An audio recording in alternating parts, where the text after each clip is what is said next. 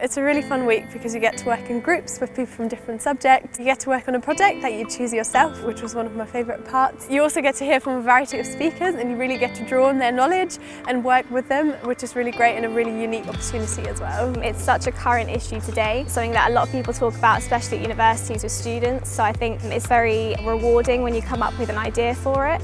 My name's Professor Paul Farrand and I'm from CEDA, which is Clinical Education Development and Research. I will be leading the Mental Health Grand Challenge. The treatment gap is the difference between people we recognise as needing evidence-based treatment for a mental health difficulty and the number who actually are getting evidence-based treatments for their mental health difficulty. And current estimates predict that there's about 50% of people who are in need of evidence-based treatment aren't getting it. And astonishingly, on a worldwide scale, in less developed, lower resource countries, this can be 90% of people. It's a genuine global grand challenge. And within your small groups, you'll start identifying the particular output you want to focus on and ways in which you may find solutions.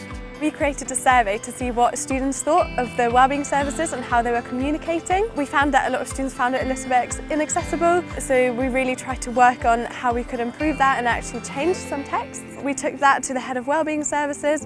Our project was called Kids Kind. We used board games to try and help teach younger children around 7 to 8 years old in primary schools about how to target mental health and how it's okay to ask questions around it, preventing a stigma and making sure that children from a young age are talking about it and it's not something to fear. And on the Friday, you'll be presenting your output to the other students in the Grand Challenge. Your outputs last year were of the highest quality. Some of them are now being used to inform service provision, to inform NHS commissioners, to inform therapists about how to improve mental health provision.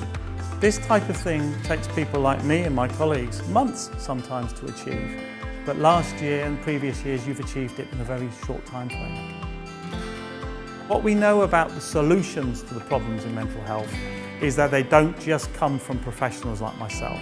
The only way we can truly overcome the mental health difficulty problem is learning from the knowledge and the skills that we can all bring. Doing the Mental Health Challenge, you learn so many things about mental health that you can really apply in your daily life. It helps you to interact with your friends better, understand mental health, how it affects people, and also the importance of self-care. It's a great way to help when you're doing assessment centre days or you have to work with people, as well as situational assessments. A lot of them I could apply from my experience in Grand Challenges, working in teams, taking leadership or working with other people as well.